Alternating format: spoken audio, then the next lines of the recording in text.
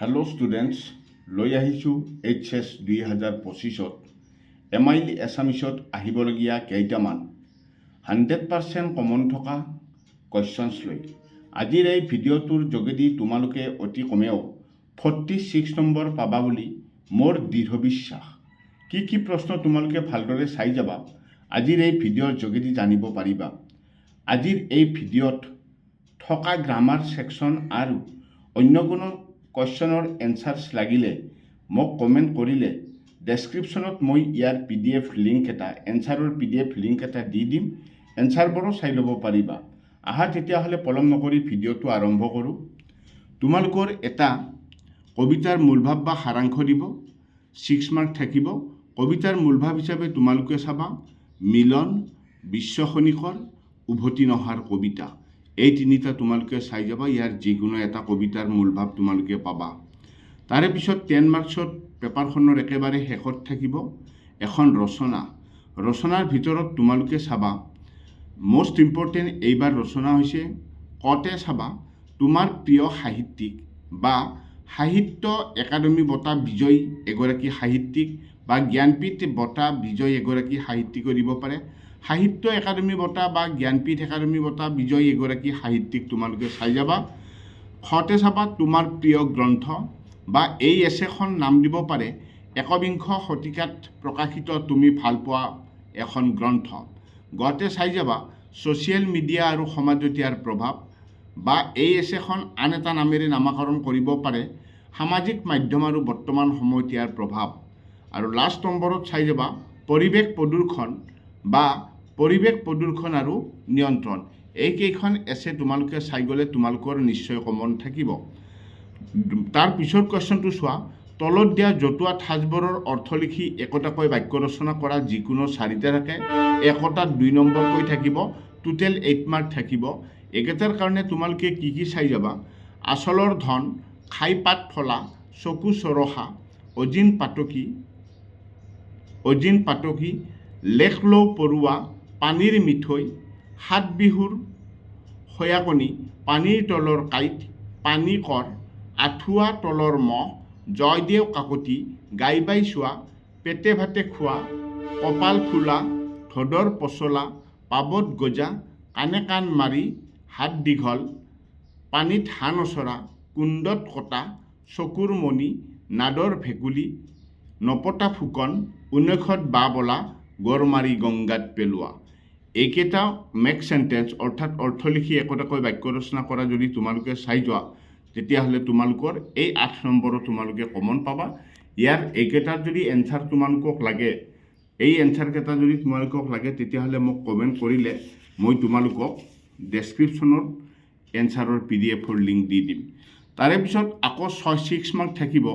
তলত যিকোনো 6টা শব্দত যোগ হোৱা প্ৰত্যয়বোৰ ভাঙি কি প্ৰত্যয় যোগ হৈছে লিখা। এই প্ৰত্যয় ভাঙাত তোমালোকে এইকেইটা মেইনলি শব্দ চাই যাবা পলৰীয়া, নদীয়াল, বননি, বুধিয়ক, পক্ষিক, বিহুৱা, কথকি, ৰূপহ, পতীয়া, তলতীয়া, খাৱন, দেখনীয়াৰ, জনালী, মগনীয়াৰ, নাৱৰীয়া, ৰোৱনী, ধাননি, জিৰণীয়া, খুলীয়া, গাঁৱলীয়া, বেগাই, ৰণুৱা, খেতি, জুইকুৰা, খেতিয়ক। তাৰে পিছত তোমালোকে আকৌ 6 মাৰ্কৰ 2টা প্ৰশ্ন দিব, চমুকৈ লিখা বুলি যিকোনো 2টা। কৃত প্ৰত্যয় আৰু তদ্ধিত প্ৰত্যয় কাক বোলে, উদাহৰণ দিয়া। এই কুৱেশ্যনকেইটাৰ ভিতৰত তোমালোকৰ 2টা পৰিব কমন, 6 মাৰ্ক থাকিব। কৃত প্ৰত্যয় আৰু তদ্ধিত প্ৰত্যয় কাক বোলে, উদাহৰণ দিয়া। শব্দ বিভক্তি মানে কি বুজা, অসমীয়া ভাষাত শব্দ বিভক্তি কেই প্ৰকাৰৰ, উদাহৰণসহ বুজাই লিখা। প্ৰত্যয় কাক বোলে, নিৰ্দিষ্টতাবাচক প্ৰত্যয় বুলিলে কি বুজা, বিভক্তি কাক বোলে, ই কেই প্ৰকাৰ আৰু কি নাইবা চমুকৈ লিখা। বিভক্তিৰ সংজ্ঞা আৰু প্ৰকাৰ। জতুৱা ঠাঁচ কাক বোলে, অসমীয়া ভাষাৰ পৰা উপযুক্ত উদাহৰণ দি বুজাই লিখা। তো এইখিনি গ্ৰামাৰ ছেকশ্যনৰ হয় গোটেইখিনি। ইয়াৰো যদি তোমালোকৰ এনচাৰ নাই মোক ক'লে মই দি দিম। তাৰোপৰি তোমালোকে নিশ্চয় জানা আমাৰ মূল্যবোধ শিক্ষা আৰু কৈশোৰ কাল আৰু ইয়াৰ উপযোগী শিক্ষা, এই লেচন 2টাৰ পৰা তোমালোকৰ 10 মাৰ্ক থাকিব।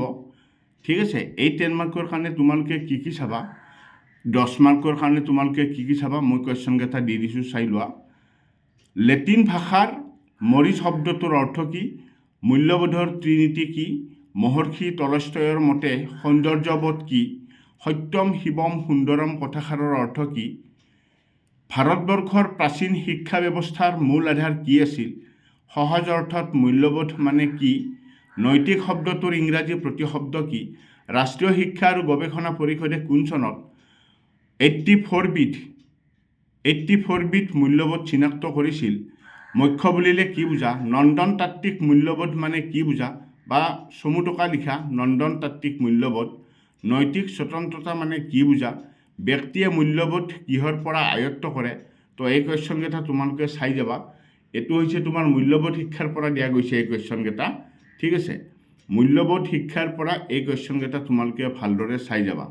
আৰু কৈশোৰকাল আৰু ইয়াৰ উপযোগী শিক্ষাৰ পৰা তোমালোকে কি চাই যাবা সেইটো মই দি আছোঁ। এই দুটা লেচনৰ এইখিনি কুৱেশ্যন তোমালোকে ভালদৰে চাই গ'লে তোমালোকৰ অতি কমেও 10 মাৰ্কটো তোমালোকৰ কমন পৰিব। কৈশোৰকাল আৰু ইয়াৰ উপযোগী শিক্ষাৰ বাবে তোমালোকে এইকেইটা কুৱেশ্যন চাই যাবা। কৈশোৰকালক কি কাল বুলি অভিহিত কৰা হয়? কোনছোৱা সময়ক কৈশোৰকাল বুলি জনা যায়? কৈশোৰকাল আৰু ইয়াৰ উপযোগী শিক্ষা পাত্ৰীৰ ৰচক কোন?